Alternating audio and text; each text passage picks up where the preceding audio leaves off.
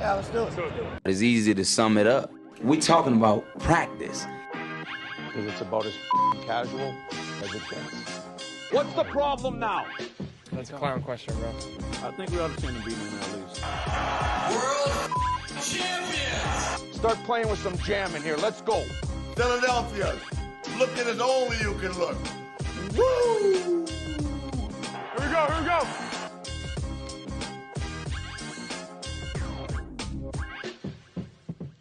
Always a big I would have guaranteed that AJ would be the one that wants to dump it on Sirianni. Let's see. And Devontae, and neither way. Uh-oh. Good move there. Oh. Great maneuver. A little okie doke. Oh!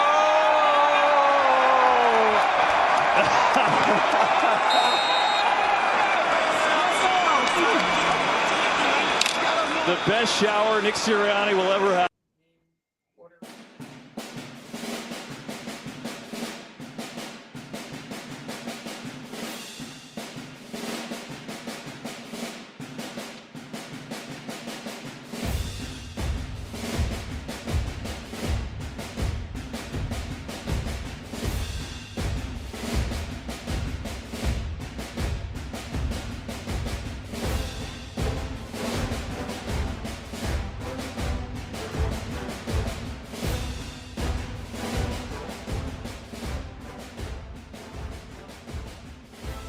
Welcome to the Philly Podcast.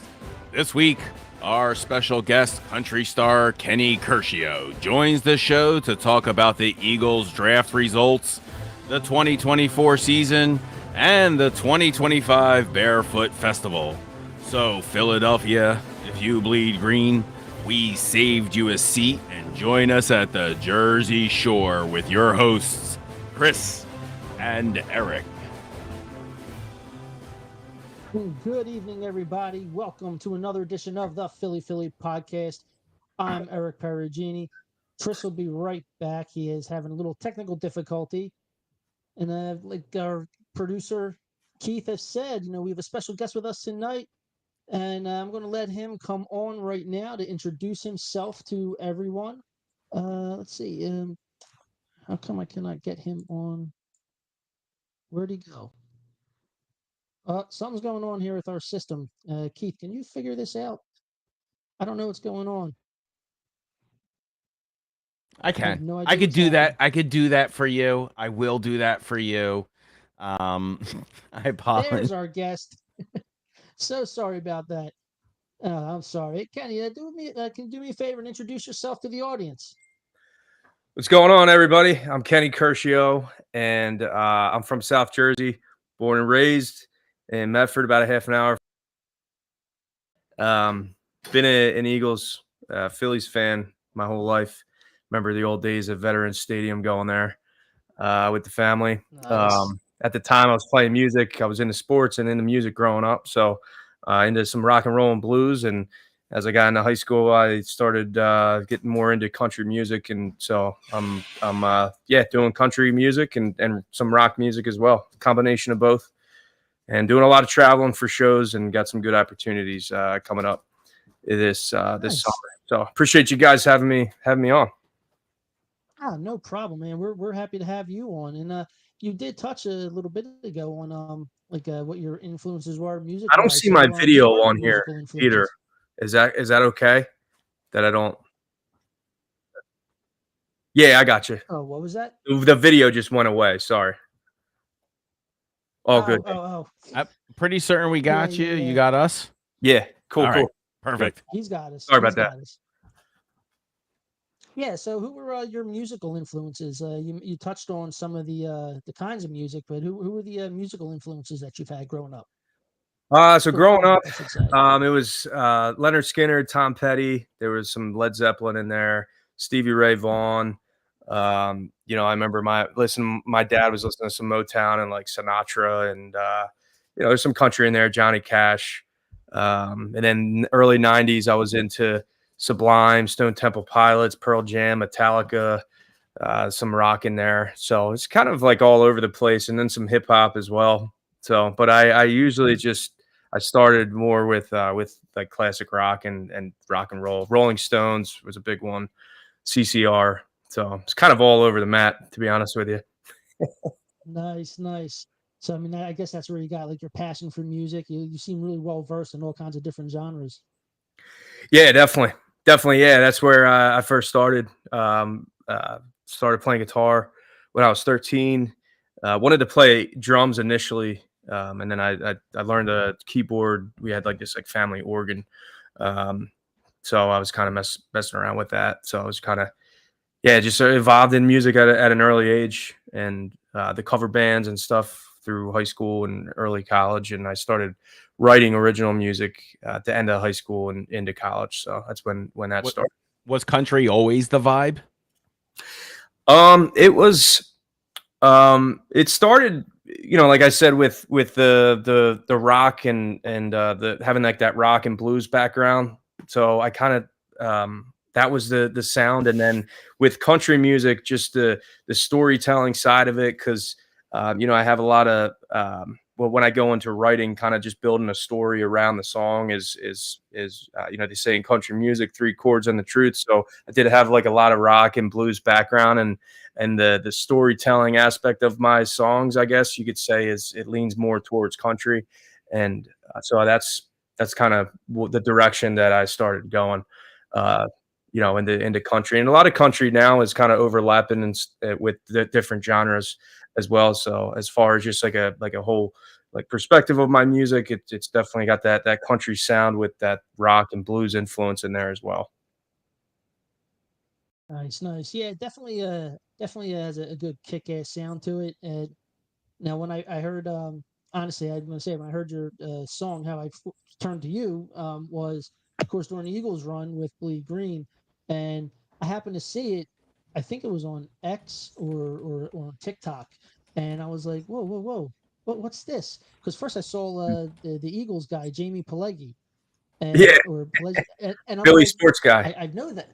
Yeah, the Philly sports guy. I'm like, I know him. I was like, okay, so for him to be in your video, I was like, I'm missing something here. I was like, because for you to have him in your video, you're definitely getting onto the map. And I was like, okay. I said, so that was pretty awesome. And you also know someone else that we have grown to have a real good relationship with here on the Philly podcast. Tell us about your relationship with Holden Barter. Yeah, so Holden, he's Bucks County native, and he's currently living in Nashville now. So I met Holden probably 3 years ago. I spent about 3 years down in Nashville, and then I'd come back over the summertime from June to August, and then I go back down. I kind of was there for most of the year living there. So that's where I met him at a writer's round. We were on the same round, and he played his song Stone Harbor that he wrote, and then I had my song Hometown Heart, which kind of about growing up in South Jersey and being close to Philly and the shore towns. And so we just started talking after that. And he's like, yeah, I grew up near Philadelphia, and I go down to the shore in the summer. I'm like, oh, I'm like, me too. That's cool. So we just started talking. One thing led to the next. He's an Eagles fan. He's going to the games. And so we kind of just hit it off. And then, we've been writing ever since. So we got a few songs, Jersey Shore, Bleed Green, to just name a couple of them. So, little backstage stuff. I was trying to tell you, like, I'm not a country guy, right? And I wasn't like a knock to it. It just was something I didn't grow up with. But you had me tapping. You and Holden both have me tapping my toe, and I'm not ashamed to say it. I what did I say? Bluegrass rapish? Like, where does that come from? That rap part, is that you talked about the storytelling? Do you try to fit that in there, or is it just how it sounds? So yeah, like I kind of have the background that I have in music is I have a lot of genres that I was influenced by, rock and blues and even hip hop too. I listened to Tupac and Biggie and growing up, and I did, and that's my brothers and our friends and everyone, that's what we were just listening to, and Eminem as well. So yeah, I think the vibe that I have is a mix of like that South Jersey, that roots Philly type of vibe where there is that hip hop, and I also, dive into the countryside as well. So for this particular song, I built the story around just, showing up to the tailgate, and it's got like that cadence, that hip hop vibe to it, with the storytelling of the country side of it. So yeah, I think it just kind of came natural to me, just telling that story and how I just wrote it initially, and then so that's kind of how it started. Yeah, for writing, it's always different every song, but sometimes I go into writing with a lot of because I wanted to be a drummer when I was younger, so I kind of have that rhythm and that that cadence, if you want to call it that, or so definitely leaned heavy on that in this song Bleed Green, for sure. So it was great. It was a lot of fun. The videos are a lot of fun, actually. Do you have problems like, so I always wonder what goes behind music videos. Eric, you see how comfortable in that? We're going to show it in a minute. I really want to kind of, you're pretty comfortable with like the performing part. How does that come about? Oh yeah, well, thanks, man. I appreciate that. I think it just comes with experience. I know that when I first started performing, it was definitely not something I was natural, like just being in front of people playing music, and and that's the same thing with like videos as well. I think the people that you're working with make it easier. You want to just kind of make it as natural as possible. And Joey, his name's actually Joey Videoe. He's the one that shot the Bleed Green video. One of Ryan Fisk's friends, who's a songwriter on Bleed Green as well, along with Al Panaccio. I'll give him a shout out, and Holden Barter. So it was we shot it in Philly. It was a lot of fun. I just tried to just be, who I am, not to, do too much or whatever. But Joey kind of directed us and made it easy for us, I guess. So I'll give him some props for that. But it was cool. Nice. All right. So since we're talking about that, Keith, do you want to go ahead and play the video? Yeah, absolutely. Kenny, like I said, I'm gonna go with this one, if you don't mind. Is this your official one? Yeah, that's official Bleed Green video. Yes. All right, cool. So I'll go with that one. Just because I saw that, and like I said, I liked it. So here we go.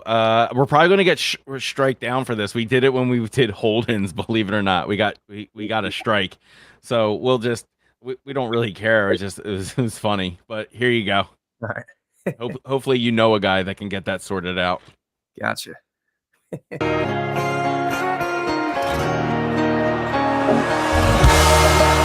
Yo, Philly. We ready? Bleed Green. Jalen Hurts under center at the 20. Lane Johnson gets set. Barkley in motion. Smith to the left. Ball snap. Hurts drops back. Got across the middle. A.J. Brown to the right sideline. Ball in the air. Right corner end zone. Defender closing in. Brown jumps. Touchdown! Take to set the train for it's too late. Pull on up to the Jetro gate. Crack a cold one, pack a skull, light up the cold, smoke them ribs and dogs. Build a base with the U's and y'alls. Ain't no race when the mean goes call. We're in it to win it, who bleed green with the GREEN. It's time to start again, it's time to give it 110%. We'll climb, we'll run, we'll fight like Rocky 4, 5, 6, 3, 2, 1. Yeah, it takes one to know one. A brother in green that plays for a rerun of the 2018 St. Nick and the Philly Special raising the greatest victory of them all. On body surely proud of that call. Broad Street rocking wall to wall with Kelsey screaming hungry dog. Philadelphia, it's time to get loud. Let me hear you now. Philadelphia, it's a Philly thing. Let's go get down red. Bleed green. Bleed green.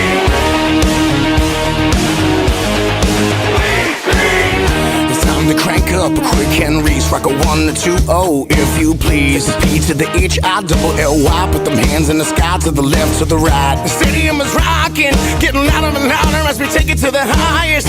And there's nothing that can stop me. E-A-G-L-E-S, we got this. Philadelphia, let's go get some more. Watch them Eagles soar. Yeah. Philadelphia, it's a Philly thing. Let's go get that ring. Bleed green. Bleed green. Bleed green. 4th and 26, McNabb hits the front. Mitchell caught first down. Is this someone cut off? Jackson, what returns to the house? 1 minute shot. David Akers gets the game winning field goal. Touchdown Raiders. The Eagles win the Super Bowl. It's time to get loud. Let me hear you now. Philadelphia, it's a Philly thing. Let's go get that ring. Bleed green. Yeah, we'll bleed green. Yeah, we'll bleed green. Come on, bleed green. Yeah, we'll bleed green. There it is. Yo, that looked like a ton of fun. You, Yeah, that you was want to awesome. walk? Yeah, you want to walk us through that whole process? And did you have? I saw super fans there. We saw all of that stuff. Run us through that. That looked like fun, man. Yeah, so we like to say the reason they won the Super Bowl is because of Bleed Green. Like, you know, that's why when we dropped that in September, man, they just kept winning. Of course, right. No, You no. know? I feel it. No, and you got residuals for that, of course. Yeah, kind of, not really, but maybe. But no, it was a lot of fun. Yeah, we had the Philly sports guy in there. We connected with him through a friend, and the tailgate we were at. Shout out to Chuck and Duck. It was a Chuck and Duck tailgate. That's where we shot some of the footage, and then we went back and we went to the stadium a few weeks later, and yeah, we had a lot of our friends in there, and it was just a great time all around, and yeah, it was just a big party scene there at the tailgate, as you saw. Who was there? Talk about your friends. Like, what? Tell me like how this was for your family and what it meant for them, and for you to bring them along to it. It looked like you guys just said, "Let's do this." Yeah, so it was Ryan's friend Chuck and Duck. They were the ones that ran the tailgate. My wife was there. Al's girlfriend. He had Holden and a few of his friends there. So, you know, we just kind of went on social media and just, you know, just blasted social media, Instagram and Facebook on whoever's going to be down at the link to meet us down there. So, and then we kind of just took a tour of the parking lot. So after we shot on the truck tailgate, I'm sorry, Chris has no sound right now. Oh, so really? this is so right now this is his silent way of I don't know. You can see him on the stream. Yeah, Okay. I see him there. This is his silent way of looking like an idiot. But I apologize. His sound got knocked out, so he's just gonna sit there like this for the rest of the show and make you feel uncomfortable. I'm sorry. Yeah, no, you're good, man. All right. All good. I'm wondering where he got that mask at. Like, where was that? Yeah, I wish the sound was on. He's gonna text us and tell us. He's gonna text. Well, it's funny. He worked at Jetro Mexico. for years, and we partied in that lot for years. It's kind of like if anyone who's been down for a true proper gritty Phillies tailgate, it's in the Jetro lot, right? Yeah, Yeah, for sure. He got it in Mexico in 2016. Is he wanted to tell you that? Okay. What a thing to pick up on your romantic vacation with your wife. A luchador, an Eagles luchador mask.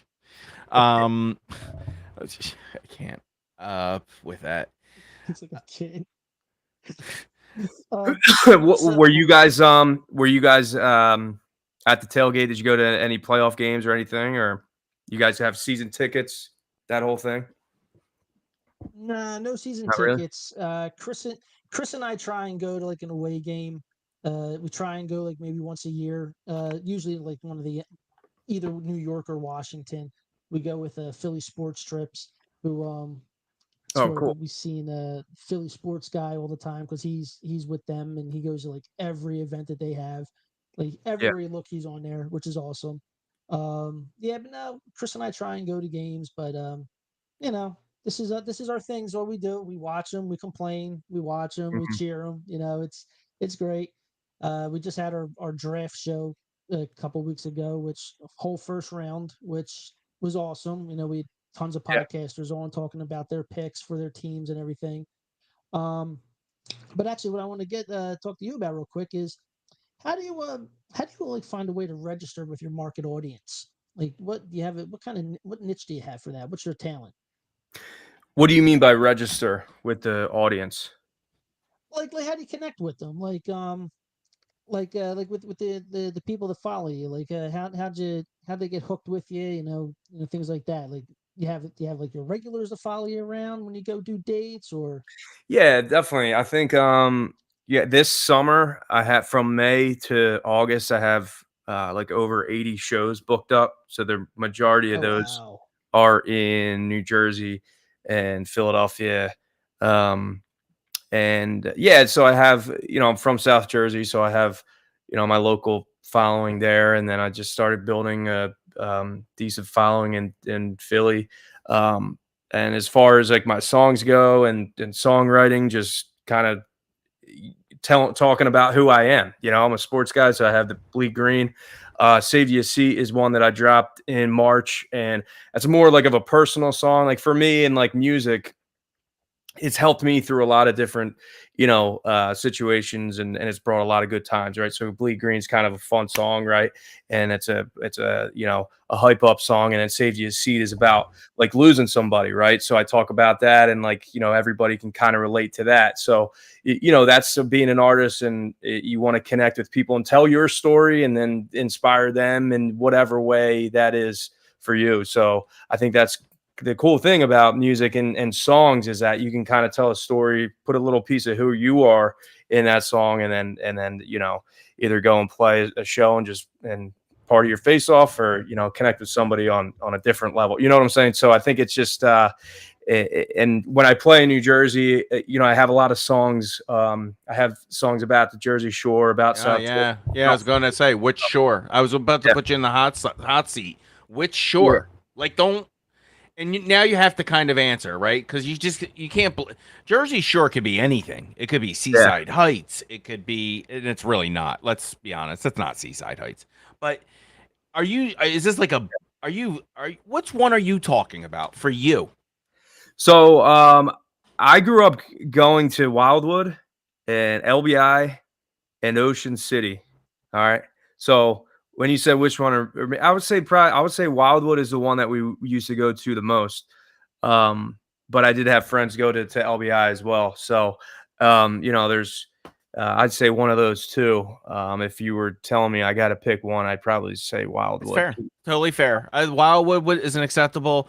Ocean City, New Jersey is pretty acceptable, but it's like for your kids, it's acceptable for your. You want to take your kids there, right? Wildwood is where you found your maturity, maybe you found your immaturity, you grew up, your college, you kind of went there as a teenager, and then you went there as a college, maybe, or your 20s. And then you got Seaside. I have a show there this summer at Martell's near Jenks, so that's Point Pleasant, Seaside area. So how far up do you go? That would be the furthest in Jersey. For the shore towns. I'm mainly playing like Atlantic City to Cape May. I got a couple shows in Cape May, but everything in between there. Wildwood, Sea Isle, Stone Harbor, I played there. Margate, I just played there. So yeah, it's pretty much the southern part of Jersey, the Jersey Shore down there. I'll hit you up offline about where you're playing in Atlantic City. Maybe I'll bring the wifey down to hit you up and watch a show. Yeah, sounds good. Awesome. Cool. Sounds real good, man. Sounds real good. Yeah, that was going to be one of our questions. Yo, I wanted you to plug away your dates. You want to give some like specifics of that? Yeah, so I'll give some of the bigger dates that I have. I'm playing. Let me take a look here.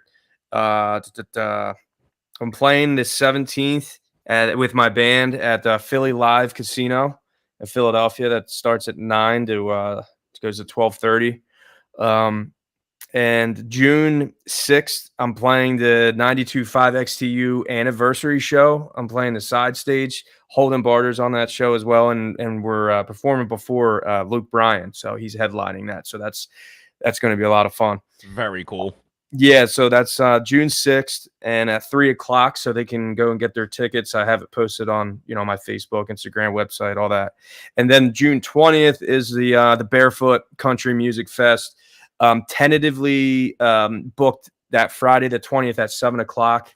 My band's playing there. They'll let me know. They'll confirm that in the next couple weeks. And then that Saturday I'll be down there in Wildwood as well. So there's just a couple. July, my band's playing at Martell's, like I said, on July 14th at 7 to 10 o'clock. Yeah, so definitely try to make those, going into next year. I'm starting to book more band shows because I'm doing both right now. I'm doing band shows and I'm doing solo, acoustic, duo shows. I got a few trio shows in there. So it's like kind of 80% acoustic solo shows, 20%. I'm going to, try to flip that around for next year. I got is this right? You're going to be in Northeast Philly. This is our target audience. Listen, we got like 75,000 subscribers, right, Eric? Is that what 76? Where were we at, Eric? Just about 75,000. Okay. Oh, wow. Yeah, listen, we have about 1,500 views a show, so people are going to hear this. Are you playing in Northeast Philly? I'm playing here. Let me see. Well, Philly Live Casino that I said. Northeast Philly is Out of Whack Jacks. Really? Ever been there? Yeah. What date is that? Yeah, that is May 30th. Out of Whack Jacks from 6 to 9 p.m. Fuzz sold. Done. Yeah, man. We'll be there. Yeah, May 30th. There's Northeast Philly. And then Vinyl Philly, that's in Center City. That's June 7th. That's kind of, look at you. Vinyl Philly. You're going into some very,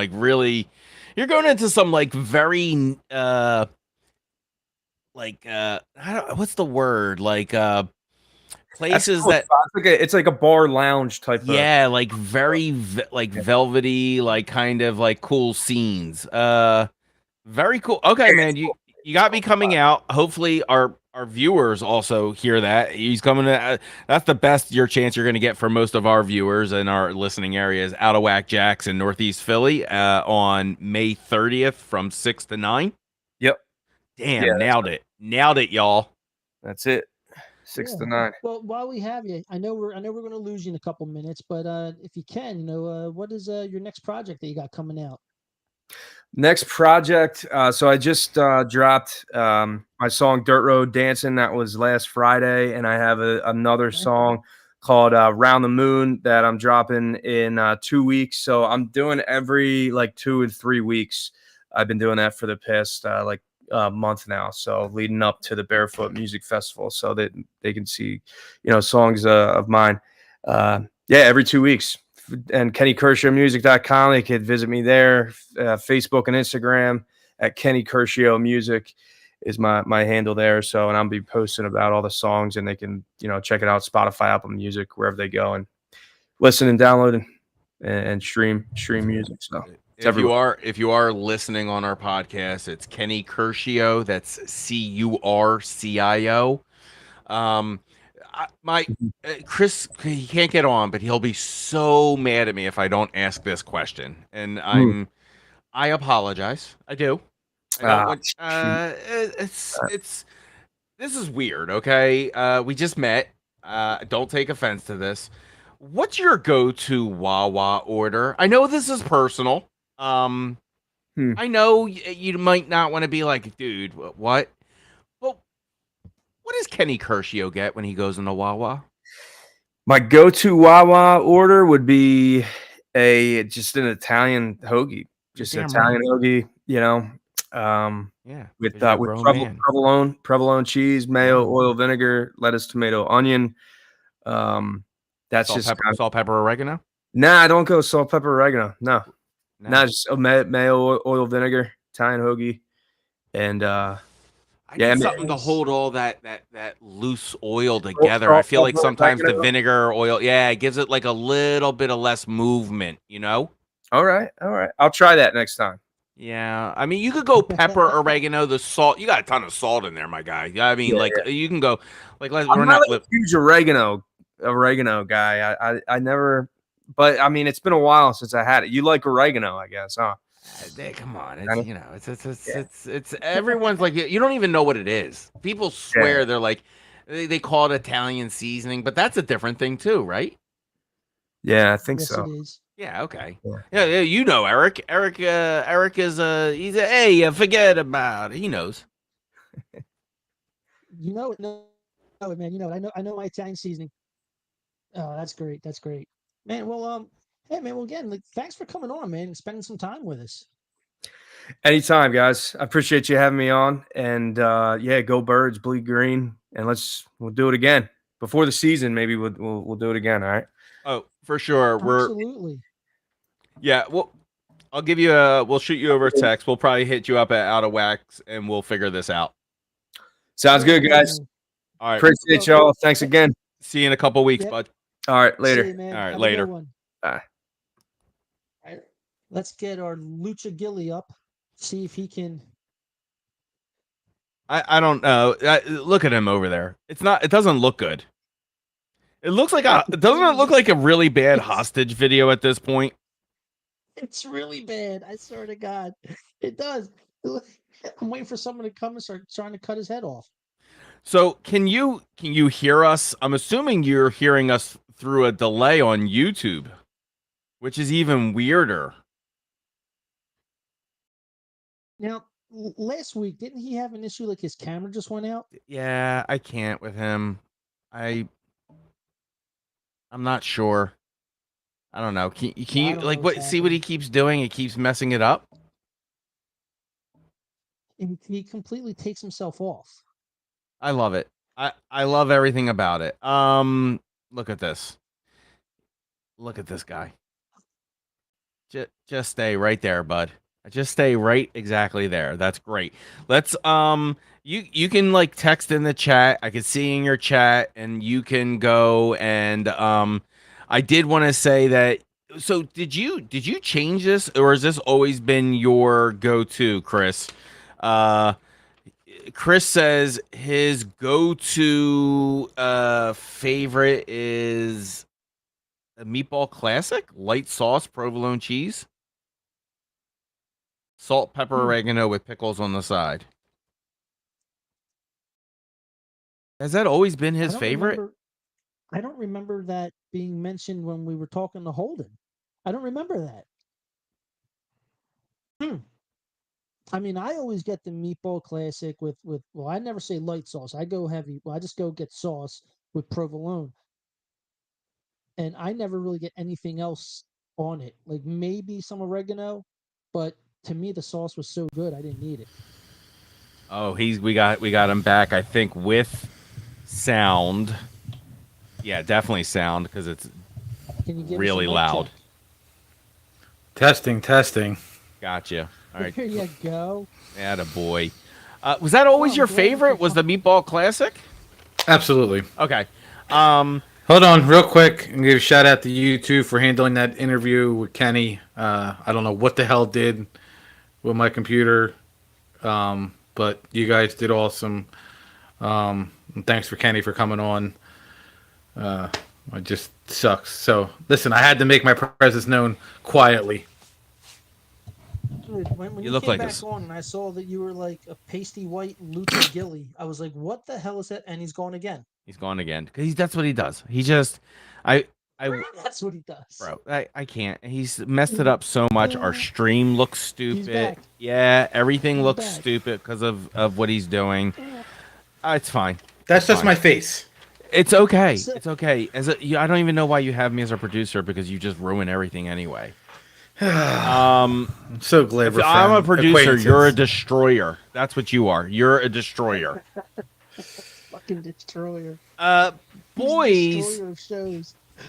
boys, Yes. let's talk about this draft. And now that we've kind of had the honeymoon phase, we haven't really we haven't gone through the first year. We don't know who's getting pushed out. We don't know who's going to be the NFL guy that got picked in round whatever.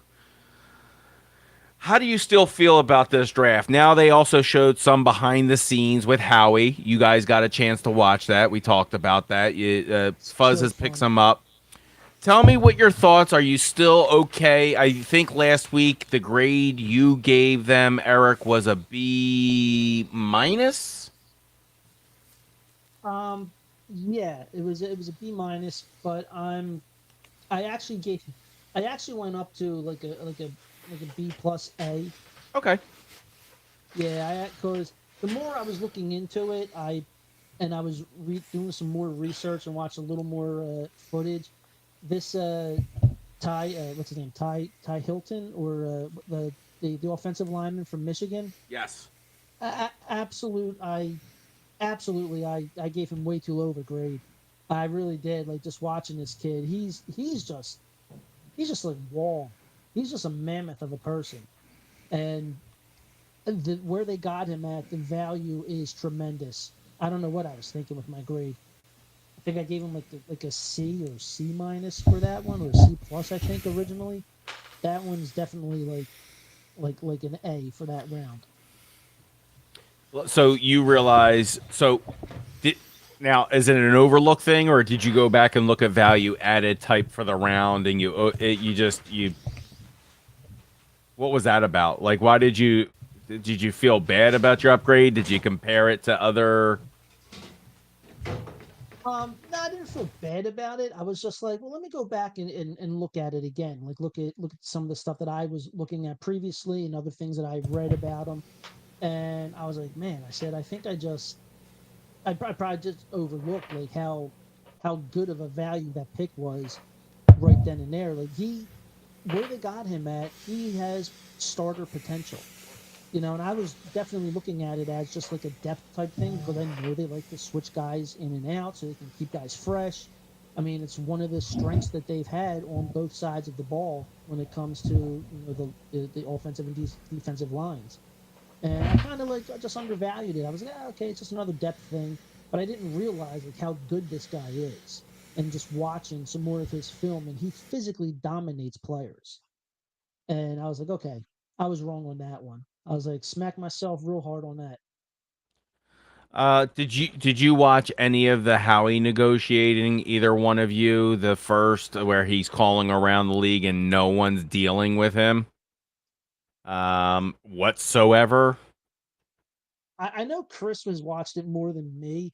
I basically just been getting clips of it off of like X and TikTok, which I completely find hysterical. Like I love the behind the scenes stuff, because you never really get to see that kind of stuff from a draft room. They keep that stuff so private. And to see what it's like in the Eagles draft room it's just fun. And just to hear him talking and how the conversations he has with the other GMs, who he has with his coaches and his scouts, I really dig it.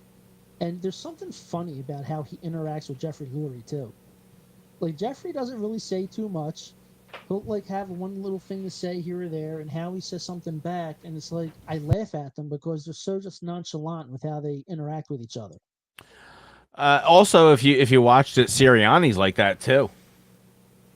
Dude, he's sitting there with his feet up the whole time. Yeah, he was. I mean, he just won the Super Bowl. He's chilling, man. What are you talking I about? was gonna say he's definitely playing that part up too. Like, Yeah. okay, I'm a Super Bowl winning coach. I'm just gonna sit back. I and love let what my you GM got know. for me.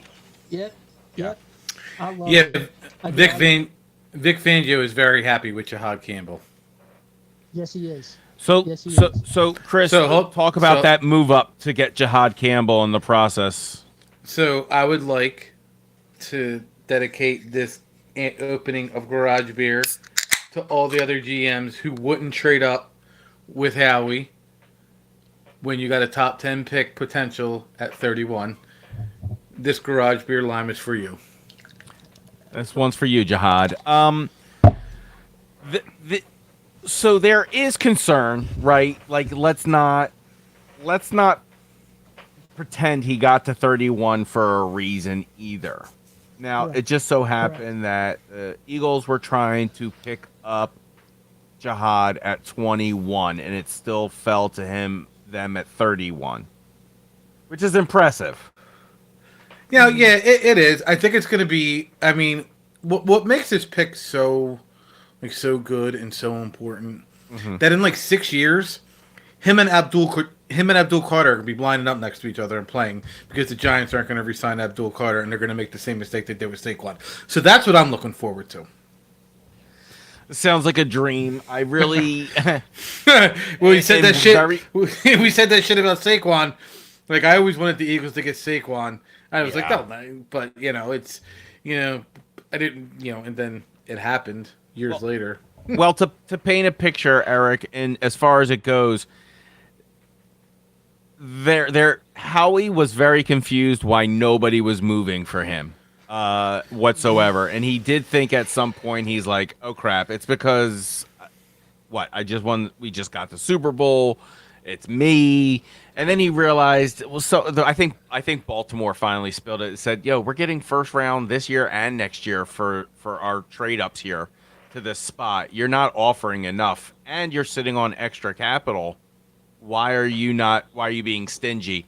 So I think Howie got it at some point, and by the time it rolled to him, he already made enough phone calls to know Jihad wasn't going to those other ones. So securing 31 was just so no one else could secure 31 to get Jihad before them. Exactly.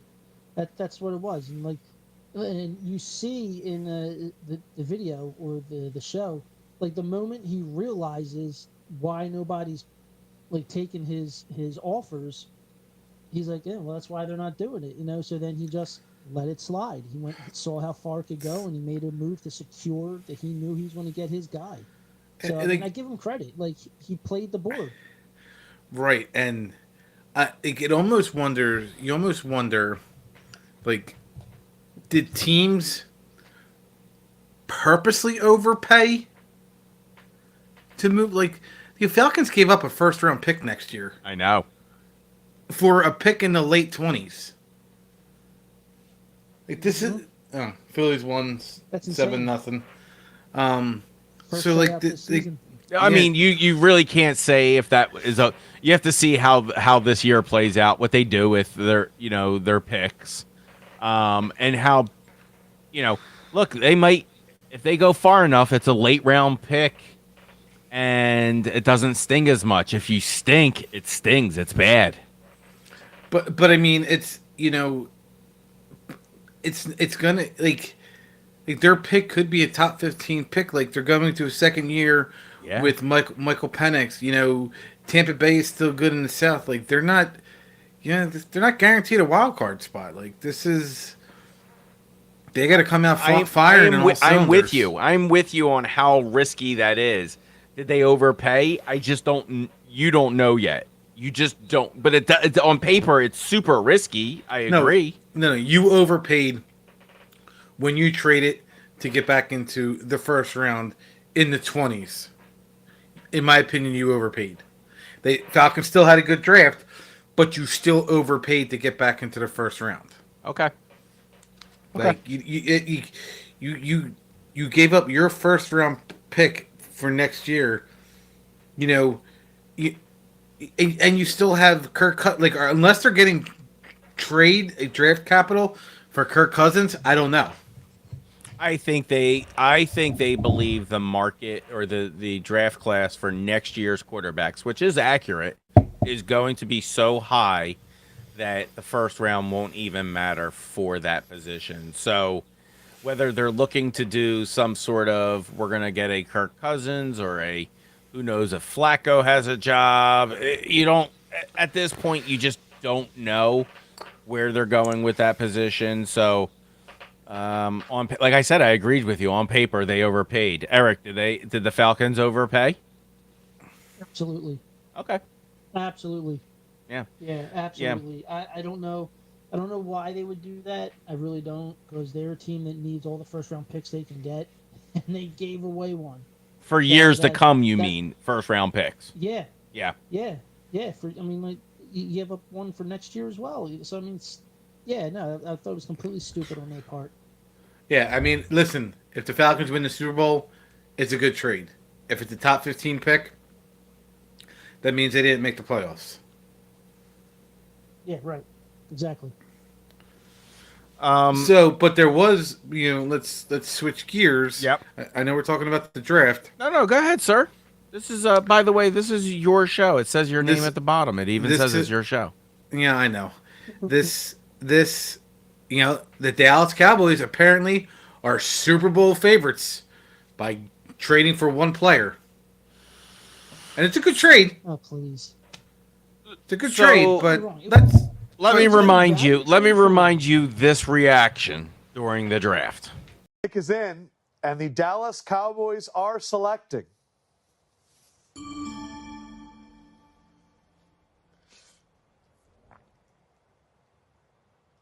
Tyler Booker, offensive lineman from Alabama, is the official pick out of the Crimson Tide.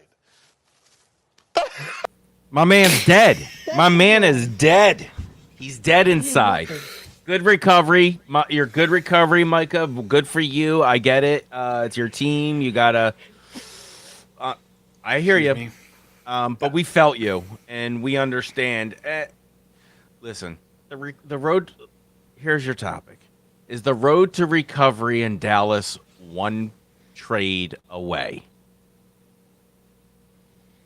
Well, you'd think that happened today. But that's what I'm asking you. Is that possible? Yeah. No, because listen, what is the NFL? The NFL is a copycat league. Teams are going to run the ball down your throat. And the Cowboys do not have Javonte Williams is a good running back. He's not Saquon Barkley. He's not. Even the Giants have a good little running back in Tyron Tracy and Scatterbarrow. Listen, it's a great weapon for Dak. He has no excuses now. But let's not act like the Eagles still don't have a top tier defense. People are gonna sit there and say, "Oh well," like I had a perfect example, like today. I don't know if it was today or yesterday. Somebody had posted, on the Philly page that, it was a great trade last year with the Eagles and the Commanders. It benefited both teams, and Mike Sandstrom had a better rookie year than Cooper DeJean. And it was like, don't. You are 100% incorrect. And then the guy posted the stats and then posted Cooper DeJean stats. I said, if you know football, Cooper DeJean had a better year. Yeah, he didn't have the tackles. He didn't have the interception. He didn't have, whatever else. Because they wouldn't throw to his side. He covered them. So, if you're going to debate me when it comes to players, please come more with just stats. Watch the game. Mike Sandstrom was a good player. He was not better than Cooper DeJean. Cooper DeJean was the highest. I think someone actually commented and put it that Cooper DeJean was the highest rated cornerback at 90.6 last year as a rookie. And you think he's going to go into a sophomore slump?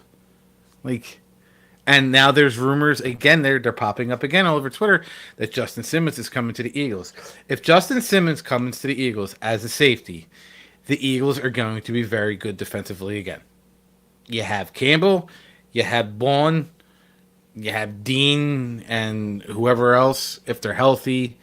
And you have and that other guy. I think his name is Jalen Carter. I listen. Dak's a good quarterback, but this is not the Eagles of old where Dak is going to own. Dak's going into his 9th year. He can't stay healthy. Jalen Carter may manhandle their offensive line, and he's going to see deer. I don't want to hear. Yes, did the Cowboys get good this year? Did they get better? Yeah, they got better. They got George Pickens. George Pickens. He has the potential to be a great receiver. He couldn't handle it in Pittsburgh. He lost his mind in Pittsburgh. Dallas is a lot correct. Dallas is a lot harder to play in. It is. It is. They're well, Dallas is on the national stage all the time. Yeah, it always is. And they fail. Every year they fail. Bottom line, they do. And I'm not saying that to be a jerk or an asshole. It's the honest to God truth. They fail every year. Their own retired offensive lineman said it a couple weeks ago in a podcast. Who was it? Was it Martin? Yep. I think it was Martin. Yeah, Zach Martin. He's like, we got the Eagles going and winning NFC Championship games one year, and then they're going and winning the Super Bowl next year, and we're shitting the bed in the second round. Like, your player said that. Your All-Pro Hall of Fame right guard said it. Not me. I've been saying it for years. Your player said it. And, like, fuck Zach Martin now. He doesn't know what he's talking about. Get out of here. Yeah, well, that's just the fans being stupid. That's just them. They can't accept the fact that their team has, been handing them L's for almost 30 years now. And I just get tired of it because it's every year it's the same thing. They make a move, and oh my God, this is Dak's year. You've been saying it for 10 fucking years. 10 goddamn years. At this point, Dak is what he is. 10 goddamn years. 7? It's been 7 years. Well, no. What the Dak Cowboys fans always fall back on when it comes to a debate. When it comes to a debate with the Eagles fans, with Dak's 9-4 versus the Eagles. Cool. Donovan McNabb was 9-4 versus the Eagles his first 13 games against them. The fuck does he have to show for it? Nothing. I don't care what Dak's record is. If you're going to live and die by the 9-4 record for the Eagles, you know what my quarterback may have a losing record against Dak Prescott, but you know what he has that your quarterback doesn't? He's got a ring. He's got 2 NFC Championship wins, and he's got a Super Bowl win. He's got a ring. So, if you're gonna use the 9-4 against the Eagles, you're stupid. I was gonna say something else, but I was gonna hit him with hit him with the hard R, but I stopped. So you're proving. So I think you're almost proving one of those age-old questions that always rears its head, right? So statistically speaking, looking at Dak Prescott, he's not a bad quarterback. Okay. No, Dak's a very good quarterback. Okay, I'm on here saying it all the time. Right. And okay, I'm not. I want to clear the air on that one. I think we can all admit that he's actually a stud of a quarterback. I think we can all analyze. There's a lack of an O-line for years in Dallas that hasn't been built on steroids and cocaine since the 90s. So I think we can all agree about pretty much that concept. So all of that to say, that's like the Marino question, the Marino debate. Who's a better quarterback, Dan Marino or insert someone here who now has rings, Eli Manning, right? So like that. So do you? And here we are, and we're in the current age of that question. Is Dak Prescott doomed until he gets out of Dallas, or can he make something happen in Dallas? Well, for one, I know I'm going to get a lot of flack for this. Eli Manning is a Hall of Fame quarterback. He's got over 300 passing touchdowns, never missed a game, and he's won 2 Super Bowl MVPs versus the GOAT. So, there's that. 2, I don't want to say, when you go back and you look at Dallas's losses in the playoffs, a lot of it was coaching, a lot of it was the defense, but let's not Dak didn't have bad games himself. He just did. He was stat padding at the end of that Green Bay game. He still threw a pick 6. I don't know. And Eric, and I know Eric will agree with me. This is why, everyone laughs and has zero respect for the Dallas Cowboys fan base because of stuff like this. And there are a few fans that me and Eric get along with that are Dallas fans that are realists. You know, like they're just not a good enough team, and the franchise has let back down. He has also let them down, and he has also let them down. They at one point they had Amari Cooper, and then they traded him for a can of garage beer. Like it doesn't make sense. Hey! Garage beer is good. I'm so glad you tried it. It was so good. It was so good. I actually tried both of them. I had a regular and the lime. The lime is so good when it hits the lips. Oh god, yeah. I'll take the lime one any day of the week, any day. Although I do like the original one. The I didn't realize it was a light, and I was like, oh, this is pretty good. I was like, well, let me try the lime. I was like, this is even better. I was like, okay. So I have to buy some, but yeah, no, it's I forget what the hell were we talking about? Dak and the letdowns. Well, the list can go on and on, but I mean, yeah, I think it's a letdown on both sides, of course. Like you were right, like the organizations let him down, like with their choices and coaches. They let him down with those choices. He's let them down with ill-timed plays. He's always good for that interception that just kills a drive and kills a game. But you're right. They had last year they didn't have a running back. They had nothing, and you're asking the impossible. Like Dak literally is not the quarterback to just put a franchise on his back. Like he's just not. Like you can give him all the weapons in the world, and what's it gotten him? And am I impressed with them getting George Pickens? I mean, for them, it was good value for the draft pick that they gave up. But am I impressed? The kid sounds like a head case. He's going from Pittsburgh to Dallas. If he gets shut down by Quinyon Mitchell, he's going to get killed. Like who was that? Who was that cornerback? Trayvon Diggs. He's an All-Pro corner, right?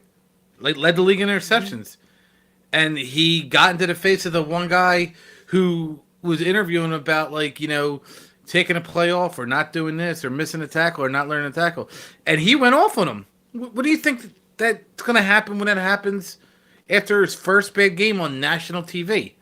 Let's be realistic. Dallas gets a lot of national TV games because they're Dallas, and society as a whole loves to see Dallas fail, and that's generally why they're on TV all the time, because it's ratings. Now it's going to be someone's going to say something about George Pickens, and he's going to lose his mind. Like George Pickens last year, I think at the end of the Dallas game, I think he grabbed Jordan Lewis's face mask and went after him. Yeah. I mean, listen, Pittsburgh, they're kind of, I'm not saying there's not idiot fans, but I don't know. They just seem like probably a great town to play for if you're performing. You only had one 1,000-yard season in your 3 years there. You didn't do well, man. Like, you didn't perform. That's why you got booed. You weren't good. I get it. So, yeah, Dak does now have CD and him, and that's kind of like a big move. And I know everyone for a quick moment thought, oh, Metcalf and Pickens was a big deal. But then you realize they didn't really have too much to throw to. I think the big thing that people are still overlooking, that regardless of what happens, regardless whether Pickens does well or not, if they don't make the playoffs, I think Dak is done this year. I think Dallas is done with Dak Prescott.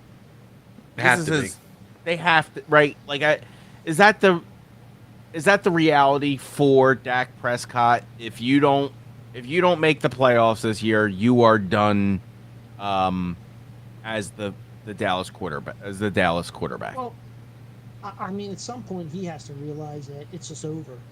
I mean, it's one thing when Jerry and his son, come to you about it, but he has to realize it's over. I mean, I think it's from last season. There's a great video of him like mouthing the words "We suck." It's like he knows that that they're not good. He knows that they're going to have their issues, and I'm not saying he's going to play his way out of Dallas. I think he's going to get through the season. He's going to have a Dak type season. He's going to get his numbers when he gets them, and it's going to look good at the end of the year. And if they don't make the playoffs or they have another early exit, I think you guys are right. It might be the end of the line for him in Dallas. He's in his prime. He's not obviously hasn't done anything. Not that it's all his fault, but he obviously hasn't done really anything other than win Rookie of the Year. That's pretty much it. he won an award for a season. That was it. Yeah, and again, this is a strong quarterback class, so yeah, this is. I mean, it's a strong quarterback class, and you have the Pittsburgh Steelers this year have Mason Rudolph as their starter. I mean, what's happening? Why are they waiting for Aaron Rodgers? You know what I mean? Like, why are they're waiting around for this guy who's going to hold them hostage? He's going to bring that team down. DK Metcalf is going to hate life in Pittsburgh. He's going to wish he never went there. He went there because they probably sold him on the fact that they were going to try and keep Russell Wilson. Or go for Aaron Rodgers. Yeah, if you're going for Aaron Rodgers, you have to have that deal done after you get Metcalf, like within that week. Okay, so well, okay. Well, look at that. The Steelers did not bring him back Russell Wilson, not bring him back Justin Fields. They didn't draft a quarterback with that guy until the 6th round, right? Yep. Will Howard. Yeah. Okay. So here's their current depth chart, is what I'm hearing. Will Howard. Is it Mason Rudolph? Yep. And Skylar Thompson? That's it. Meth has just been approved for all Steelers fans from September to the end of the season.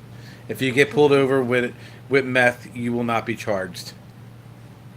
Now, they did go deeper on running back, right? They go Jalen Warren, and they do pick up Kenny Gainwell. Yeah, well, I mean, they had Jalen Warren, and he was there. Yeah. But their big signing at running back was Kenny Gainwell, which is cute.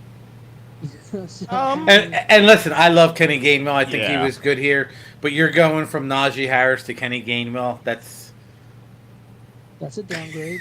At best, it's what are we doing here? At best, it's lateral. At worst, it is a really, really bad downgrade. And it's not just at best it's lateral, and I'm not even sure it's at best. And this is not a disrespect to Kenny Gainwell. No, he's a good third down back. Like I will give him that. But when you have a Swiss Army knife that's, Saquon Barkley, offensive line, right? But now they have their wide receivers. They get rid of Pickens, so it was going to be the Metcalf Pickens. Is it Robert Woods and Austin? I guess. Yeah, it's got to be Calvin Austin, right? He goes from the 4 to the 3. Yeah. I mean, Robert Woods is that other veteran presence as the number 2. Mm-hmm. But I don't see that lasting because I don't think Robert Woods has it anymore. I think he's done. Yeah, I don't know. We'll see, but I don't know. Pittsburgh has never lost under Coach Mike, so I don't think they're the way. I just don't see how Pickens is like where everyone is. Are people forgetting that you still need time for Dak to get even the and we can cover CD. CD's not a football wizard. No, listen. CD's a good receiver. He's another thing I posted on the page is like Washington fans. I think it was a Washington fan or it was a Dallas fan. They posted that CD is better than AJ, which is fine. I have no problem with that. I'm not taking anything away from CD Lamb. I think he's a really good receiver. He might be it might be 1 and 1A if I had to go with CD above AJ. But then you come back and you tell me that Malik Neighbors and Terry McLaurin are better than AJ Brown. Like, now you're just, again, and it goes back to, like, I don't know if you're trolling, but you don't have enough followers to be a troll. So I just think you're a stupid sports fan, and your bias and hatred for the Eagles makes you say idiotic things. Unlike myself, I can take the bias away. And like I just said, CeeDee Lamb is a really good receiver. He's not, like you said, he's a route runner, but he's not a great one. The best route runner in the NFL is Devontae Smith. Anyone who says he's not and he's got probably the best 50-50 ball for his size. Okay, I'll go for his size. Tyreek, I would say... Tyreek Hill is fast. 50-50 ball? Yeah. So Tyreek Hill's fast. I was going to go with It depends on what route running you're talking. If you're talking slot, it's Tyreek Hill all day.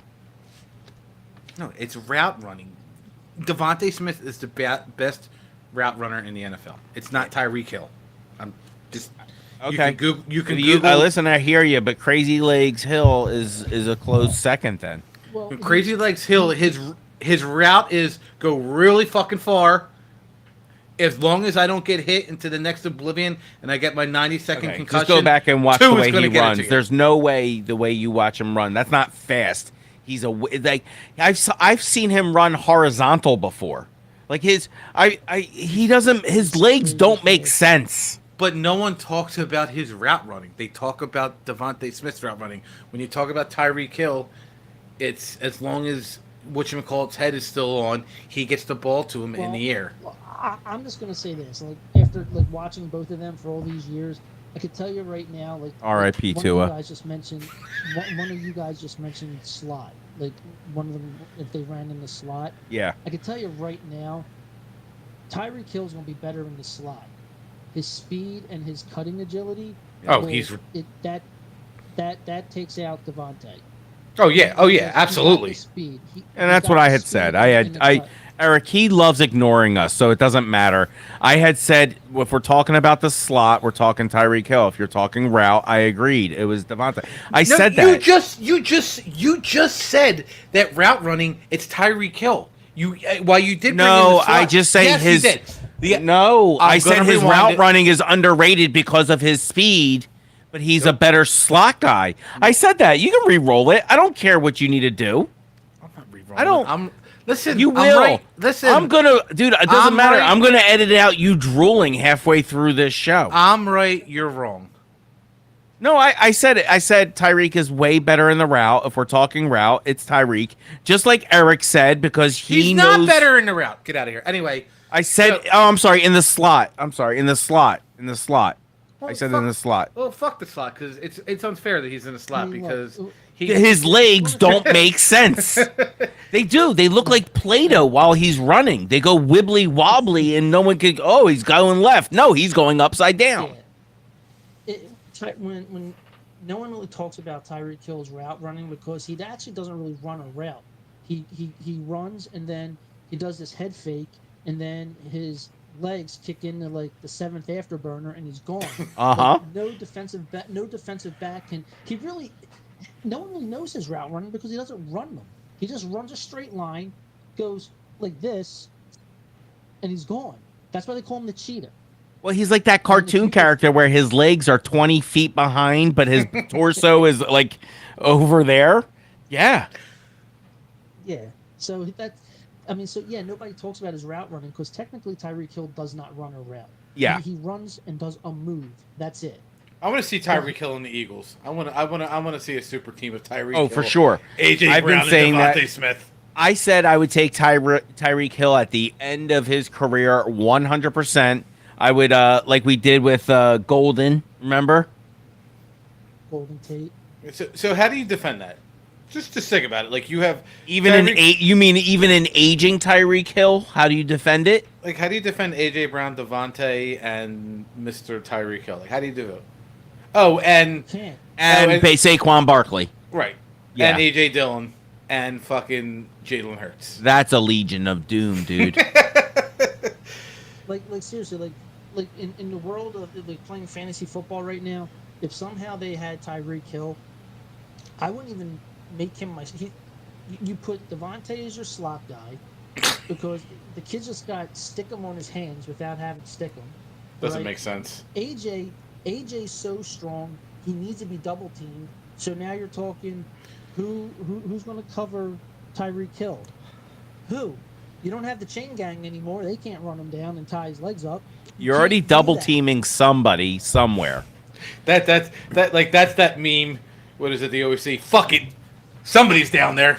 So you lose your spy, right? Is that correct? Yep. You lose your spy.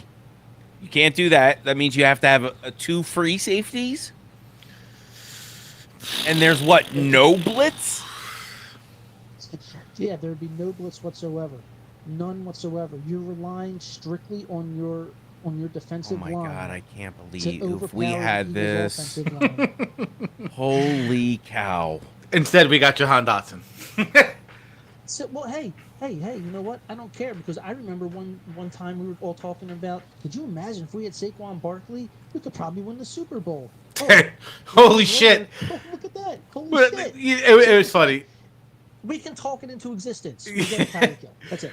All right. It is funny. I think it was like 2 years ago we were talking like about Saquon Barkley, and I was like, man, behind this offensive line, he could run for 2,000 yards. And listen, I didn't really think. Threw it out there. I did not think. First off, I did not think Saquon Barkley was coming to the Eagles, and I really didn't think he was going to run for 2,000 yards. And boy, was I so glad to be wrong. And boy, and listen, you know, I know I said we have Jahan Dotson, but if you go back and you actually. Again, it goes back to knowing football. Yeah, you know what? He did not have a lot of catches this year.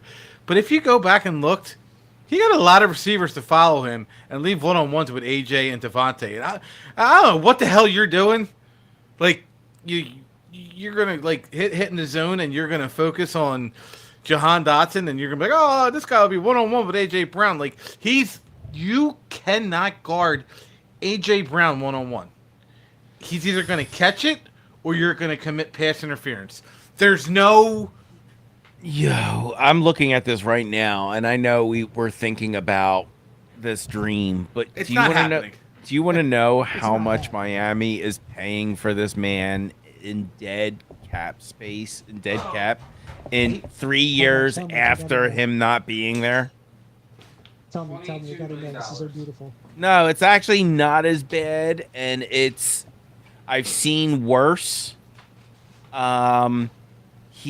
He's on the dead cap hit for almost 2% each year, which is pretty. We're talking $12 million over 3 years, and you're not even playing for the damn team. Now I'm sure there's ways they can underwrite that and all that, but his last year. He's going to be hard to offload. He is a 50. They pushed it to his last year. It's almost $52 million to his last playing year. Yeah, that'd be a tough thing. Yeah, this year's not. This year's a $30 million year, but next year, and he has a potential 2-year, like a 26. His dead cap is going to be. On a $54 million contract, they're looking at a $15.5 million dead cap on him. That's yikes! Crazy. That's a yikes. That's insane. I love how contracts work in the NFL. I love it. That's a big yikes on him. And not because, but here's his total dead cap value package. You ready for it? $57 million. Love it. Hearing that.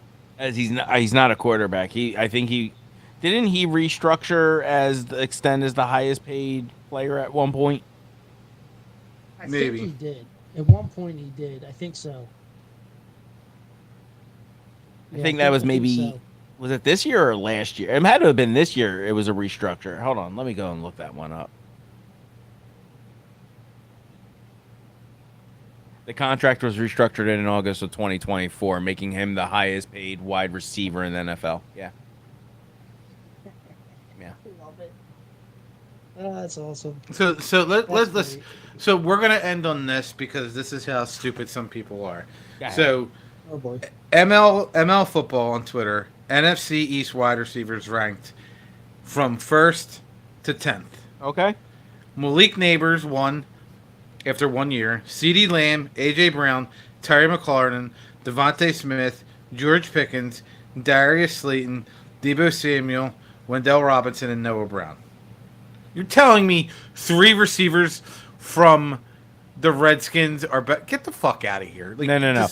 Pickens, who's only had 1,000-yard season in 3 years in Pittsburgh, is one step away from Deebo Samuel. Like, he's better than Deebo Samuel. What? No, that's stupid. I'm fucking. Oh god, that's why Dude, I gotta count. I love that Dallas is eating up that Pickens shit because you guys are overvaluing that dude like no other. Any good corner will have him pegged. Yeah. Oh my god, I can't wait for our backfield to get a hold of him. I can't wait. I cannot wait. No, I mean, he thinks he's going to get attention because if CD's getting the draw, that's great. Come on. No one's been afraid of CD. Not because no one's disrespecting CD Lamb. It's because no one's afraid we know he's your only option. So we know what to do. So on that, I am going to end it on Taiwan Walker had a 3-inning save. He gave up 1 hit and had 7 strikeouts and lowered his ERA to 2.30. So JV better hope Ranger Suarez throws 2 no-hitters in his next two outings, because if not, he's getting murdered on Tuesday. All right, so why don't you take us out? I mean, I can take us out. I'll let us know what we have going on, and then you can take us out. So Tuesday we have the Hall of Fame Club podcast on the Broken Bell Network. Wednesday we have the NFL schedule release is at 8, but we'll know by like 4 o'clock what all the things are. We got to figure out how to get to the banner raising on Thursday Night Football. So that we have that, and then the following week, same schedule, and Hall of Fame. I don't know if we're going to be on the following week because we got to start doing our schedule shows for schedule predictions. You know, we're going to have all summer. We're going to have different podcasts from different NFL fans. We're going to have them on and do their schedule prediction for what they think their team's going to do. And then May 22nd, the Northeast Philly podcast will be doing another movie draft. But we're picking the genre of horror movies. This is going to be interesting. Hey, and there's a special guest for that show, right? Oh, wait. It's going to be me. I'm going to be the special guest. It's going to be me. I'm curious to see how JV fucks that up, aren't you, Keith? My predictions are going to be where he's picking something that's super schlocky, where we all enjoy, but we're not going to throw it up on a Rushmore of any horror. Like that's, like what? It's like Chud. He's going to throw Chud up there, something like that, right? Well, you're going to have a category for like the hokiest and like worst horror film, like stupid like B-C rate shit. You have to have something. Because I got to go. It's gonna be all Jeremy's picks. Stop it. And listen, this is what we're gonna do. We're gonna compare these picks that JV picks, Keith and Eric, and we'll compare these horror film picks to the horror that was Tyler's picks in the sports movie draft, because I still have nightmares about that. Rocky 1 through 5. 1,000. So like here's Eric, here's a good question for you. Where do you fall on Evil Dead? The original, not Evil Dead 2, not Army of Darkness, Evil Dead 1, original Sam Raimi film, low budget. Is it schlocky or is it horror? It's both. It's a schlocky horror, and it is absolutely cult classic. Great. I love Evil Dead. I love the stupid little spin-offs. I love them. I love it. Groovy, baby. It's great. If another one of you primates even touches me, I can quote Bruce Campbell all day. Here's the deal. Ash. We don't call him Bruce Campbell. We call him Ash. I think everyone calls it schlocky. And I am going to 100% disagree with you. Well, I do understand Sam Raimi's camp aspect of it. I do, 100%. And if you want to call it camp, I'll give you that. But it is truly a horror film. Like, yeah, the original one, absolutely. Yeah, it'll scare the bejesus off of you. Some of the effects. Yeah. What did you think of the remake? Loved it. I loved it too. I loved it. I thought it was exactly what it needed to be for the Evil Dead series. Yeah, I'm not disappointed at it at all. I gotta watch it. I didn't see the remake. You'll enjoy it. Me and a friend, we won tickets to see a private showing of it from the Preston and Steve show down in Center City. And dude, when I mean private showing, it was like a week before the movie came out. We had to turn our phones in, anything where you could take a picture or record, you had to like leave it at the front desk, and it was just awesome. It was so good. Like we were sitting there like two geeks. Like, yeah, I can't wait. Yeah, that's awesome. That's a cool. Yeah, it was so good.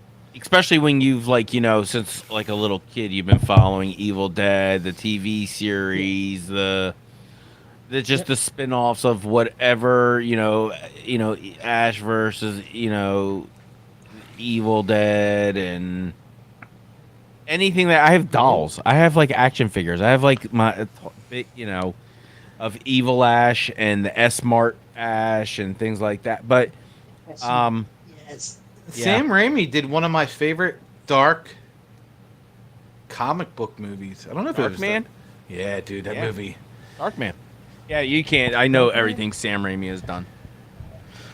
All right, Spider-Man 1. He gave us emo Peter Parker. Okay, all right. With that, Eric, take us out. Let's not, and then Keith hit the.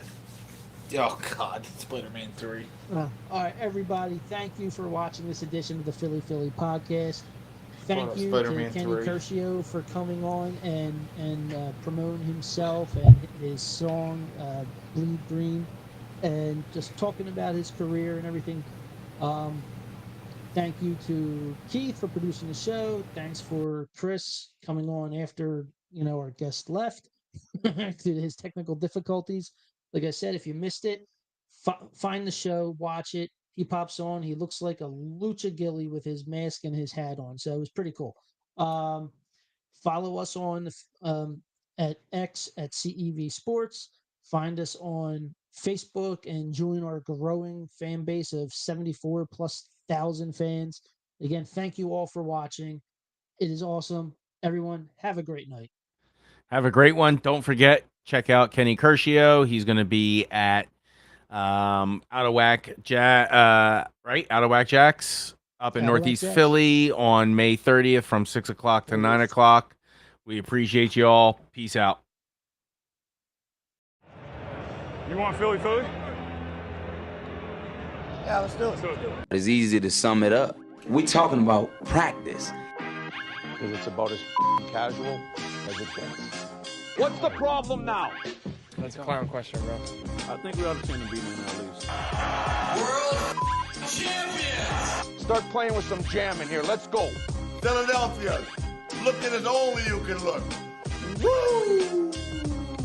Here we go.